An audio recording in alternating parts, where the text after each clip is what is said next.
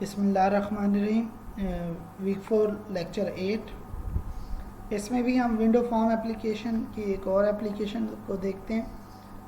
Employ की salaries, for example एक form बनाना है जिसमें एम्प्लॉय की सैलरी हम कैलकुलेट करें, और एक्सेप्शन हैंडलिंग कि अगर कोई चीज़ करते हुए प्रॉब्लम्स आए तो उसको कैसे कैच करना है।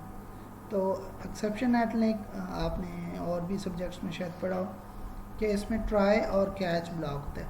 जो आप कोड लिख रहे होते हैं उसको एक ब्लॉक में रखते हैं। ब्लॉक हम कहते हैं, जो पहले भी बता चुका हूँ, कर्ली ब्रैकेट ओपन और क्लोज इज़ अ ब्लॉक। लेकिन इस ब्लॉक को एक टाइटल दिया गया है जिसको हम ट्राई ब्लॉक कहते हैं। ठीक है, ट्राई ब्लॉक के अंदर आप अपने इंस्ट्रक्शन लिखते हैं। अगर उन इंस्ट्रक्शन के एग्जीक्यूशन में कभी भी कोई प्रॉब्लम, एरर आता है तो वो प्रोग्राम क्रैश नहीं करता। अगर आप ऐसे लिखेंगे एरर आएगा तो पूरा प्रोग्राम, पूरा सॉफ्टवेयर आपका वो क्रैश कर जाता है, एप्लीकेशन क्लोज हो जाती है, और जो यूज़र एक एफर्ट कर चुका होता है वो सारी एफर्ट वेस्ट हो चुकी होती है। तो आप उसमें क्या करते हो, ट्राई ब्लॉक के अंदर वो इंस्ट्रक्शन हमेशा अपने सारे लिखते हैं। उससे क्या होगा कि जब भी उन इंस्ट्रक्शन में कोई एरर आएगा तो एप्लीकेशन क्रैश नहीं करेगी। आपकी वो ट्राई से कैच ब्लॉक में आ जाएगी। उस ट्राई के नीचे आप कैच का एक ब्लॉक लिखते हैं, और उस कैच में आप एक्सेप्शन को कैच करते हैं कि प्रॉब्लम क्या है। और वो प्रॉब्लम्स आप चाहो तो लॉग कर लो डेवलपर के लिए, चाहो तो ईमेल कर दो वो लॉग, चाहो तो यूज़र को दिखा दो अगर गलत चीज़ है कोई। वो फॉर एग्जांपल कहीं पे मैंने नंबर डालना था और करैक्टर्स डाल दिए, लेटर्स डाल दिए, अल्फ़ाबेट्स की जगह डाल दिए, तो इस तरह की चीज़ें आप वहाँ पे कैच कर सकते हैं। तो यहाँ पे दिखाया गया कि ये ट्राई लिखा हुआ है, ये आपका ट्राई ब्लॉक है, यहाँ से ये, और ये नीचे कैच है। तो कैच का भी आप इसी तरह ब्लॉक लिखते हैं। चलिए दिया गया है इसको,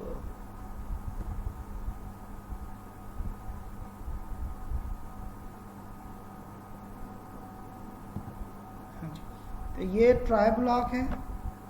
जो कोड आप लिखते हो वो यहाँ पे लिखते हैं।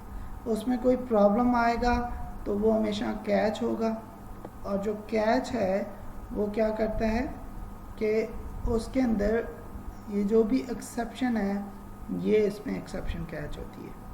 एक्सेप्शन की क्लास तमाम किस्म की एक्सेप्शन की पेरेंट क्लास है। अगर आप कहीं डिवीजन, मल्टीप्लिकेशन ऐसी चीज़ें कर रहे हैं तो अरिथमेटिकल एक्सेप्शन हो सकता है। कहीं पे आप इंटरनेट की कनेक्टिविटी कर रहे हैं तो नेट का हो सकता है। आप डेटाबेस कनेक्टिविटी कर रहे हैं तो डेटाबेस की सीक्वल की एक्सेप्शन हो सकती हैं। ठीक है, तो डिफरेंट टाइप्स ऑफ एक्सेप्शन है। हर एक एक्सेप्शन, हर टाइप को हैंडल करने के लिए उसकी क्लासेस हैं, मल्टीपल क्लासेस हैं, बट जेनेरिक सब क्लासेस की पेरेंट क्लास है एक्सेप्शन। तो जनरली हम एक्सेप्शन ही लिख के इसमें कैच करते हैं, और फिर इसका एक मैसेज प्रॉपर्टी है जिसमें उस एक्सेप्शन का मैसेज पड़ा होता है, वो आप एंड यूज़र को दिखा सकते हैं। तो ये हमारा ट्राई कैच ब्लॉक है एक्सेप्शन हैंडलिंग करने के लिए, और ये हमारा एक विंडो फॉर्म एप्लीकेशन है एम्प्लॉय की सैलरी का। यहाँ पे बताया गया जी हम इतने लेबल्स लिखेंगे, उनके ये लेबल्स होने चाहिए। ये हम टेक्स्ट बॉक्स ड्रॉ करेंगे, उन टेक्स्ट बॉक्स का नाम हम ये रख लेते हैं, TX employ number, employ name, salary, tax, deductions, net salary और एनुअल सैलरी। ठीक है, और ये 3 बटन है। ये क्लियर इनको एम्प्टी करेगा, एग्जिट इनको एग्जिट कर देगा एप्लीकेशन को, और कैलकुलेट इसकी सैलरी कैलकुलेट करेगा। रिक्वायरमेंट क्या है कि ये सारी इन्फॉर्मेशन फिल करें और बेसिक सैलरी बताएं। फॉर एग्जांपल किसी की बेसिक सैलरी है 20,000, तो यहाँ पे टैक्स जब कैलकुलेट करें तो 6% उसका टैक्स इस फील्ड में कैलकुलेट होके आ जाए। यहाँ पे यूज़र कहता है फॉर एग्जांपल यार वो हमारे से वो ऑफिस में टी यूज़ करता है और 500 रुपीज़ उसकी टी के डिडक्शन है, तो 500 आपने लिखा हुआ है। अब ये जो टैक्स और डिडक्शन है उसकी जो सैलरी है उसमें से माइनस होंगे दोनों चीज़ें, और उसकी नेट सैलरी जो उसको एक्चुअली कैश मिलता है वो यहाँ पे आएगा। तो उसकी बेसिक में से ये दोनों फील्ड डिडक्ट होंगी, माइनस होंगी, सब्ट्रैक्ट होंगी, और नेट सैलरी उसकी कैलकुलेट हो जाएगी। और फिर नेट सैलरी जो है फॉर एग्जांपल उसका 500 रुपये ये टैक्स बनता है मिसाल के तौर पे, वैसे तो आई थिंक ज़्यादा बनेगा, और ये उसका जो है ना डिडक्शन बनेगी 500। ये जो भी सम हो के बाकी आएगा नेट सैलरी, उसको मल्टीप्लाई करेंगे 12। एनुअल सैलरी क्या होती है, जो एक महीने की सैलरी है उसको मल्टीप्लाई टू 12 करके यहाँ पे डिस्प्ले कर देंगे। ये इंस्ट्रक्शन गिवन है और ये सारा कुछ है, और ये नीचे इसका कोड गिवन है। पहले ये इंस्ट्रक्शन बताई गई है कि इनके लेबल्स कर लें, और फिर इसको क्या करना है, कैलकुलेशन में हमने क्या करना है, और फिर ये प्रोग्राम गिवन है कि जी आप इस तरह वैलिडेशन करेंगे। फील्ड्स एम्प्टी नहीं होने चाहिए, ये हम चेक कर रहे हैं इसमें कि जी देखें कैलकुलेट के बटन में जी नेम अगर एम्प्लॉय नंबर एम्प्टी है तो मैसेज दे दो, मैसेज बॉक्स डॉट शो जो message employ number is empty लिख लें, प्लीज़ दिया please enter the employ number, ठीक है। और फिर txt emp number dot focus, ये फोकस फंक्शन है। जिस तरह इस वक्त ये फील्ड फोकस हुई हुई है, इस तरह वो टेक्स्ट बॉक्स पे कर्सर, ये जो कर्सर है देखें इस वक्त इस करली ब्रैकेट पे है, क्लोजिंग ब्रैकेट पे, तो इस तरह फोकस जब आप ये फंक्शन कॉल करते हो तो उस टेक्स्ट बॉक्स के इनसाइड ये कर्सर ब्रिंग कर रहा होता है, ताकि यूज़र जो भी टाइप करे उसे जाके वो ढूंढना ना पड़े। तो ये आप इस पे भी यही कर रहे हैं, इसमें सैलरी पे यही फोकस कर रहे हैं, डिडक्शन अगर नहीं है तो उस पर भी फोकस, जो रिक्वायर्ड फील्ड हों उनकी वैलिडेशन कर रहे हैं। ये ट्राई कैच नहीं है, ये वैलिडेशन है, इनपुट वैलिडेशन। यहाँ पे देखें अगर वो सारी चीज़ें ठीक हैं तो ये हो रहा है कि ट्राई, ठीक है, और ये कैच है। ट्राई के अंदर हमने क्या किया, जो सैलरी है उसको पार्स किया, क्योंकि ये टेक्स्ट स्ट्रिंग होता है, उसको फ्लोट में पार्स करके एक वेरिएबल में ले लिया। फिर जो डिडक्शन है उसको डिडक्शन के वेरिएबल में ले लिया।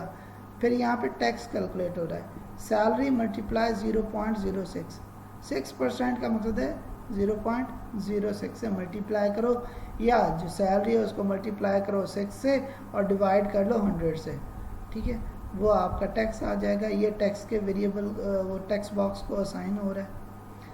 अब जो नेट सैलरी है वो कैसे कैलकुलेट होती है, basic salary minus deduction minus tax, ये दोनों माइनस होंगे इससे, आप इनके दरमियान में ब्रैकेट्स भी डाल दें।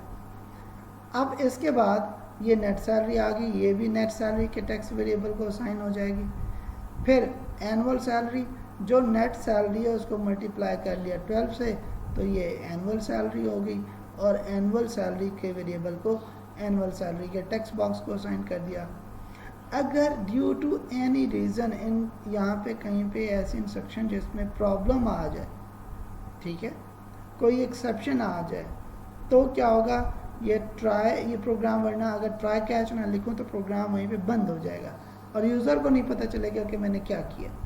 मिसाल के तौर पे पार्स नहीं होती, मैंने इस सैलरी में 1 2 3 लिखा था, या 30,000 वर्ड में लिख दिया था, तो क्या होगा, वो पार्स तो नहीं होगा, प्रोग्राम क्लोज हो जाएगा, यूज़र कहेगा ये क्या है। तो उसको आप यहाँ पे कैच करेंगे, जब इसमें एक्सेप्शन आएगी तो ये नीचे वाली इंस्ट्रक्शन एग्जीक्यूट नहीं होगी, बल्कि फोकस इधर आएगा प्रोग्राम का, और फिर इस ऑब्जेक्ट में वो प्रॉब्लम होगा। अब इस ऑब्जेक्ट को हम लॉग करते हैं, लॉग मीन की फाइल में राइट कर सकते हैं। बहुत सारी एप्लीकेशंस की बैकएंड पे लॉग्स बन रही होती हैं, जब जब प्रॉब्लम एक्सेप्शन आ रही होती हैं वो लॉग्स हो रही होती हैं, और हम उन प्रोग्राम्स की इवेंट लॉग्स को जाके रीड कर सकते होते हैं, ठीक है। तो इसी तरह अभी हम सिंपल क्या करते हैं, जो भी इसमें आएगा उसके मैसेज प्रॉपर्टी है, ये देखें यही वेरिएबल ex.message, वो स्ट्रिंग पड़ा होता है कि जी आपका जो है ना, आप पार्स कर रहे हो किसको, अल्फ़ाबेट्स को, ठीक है, या ये फ्लोट में नहीं पार्स होंगे, ये मैसेज इसमें पड़ा होगा। वह मैसेज बॉक्स डॉट शो को वही मैसेज देंगे तो एक मैसेज बॉक्स में ये चीज़ आ जाएगी। यहाँ पे क्लियर के बटन में हम सारे टेक्स्ट बॉक्सेस को एम्प्टी कर रहे हैं, और एग्जिट में हम एप्लीकेशन एग्जिट कर रहे हैं।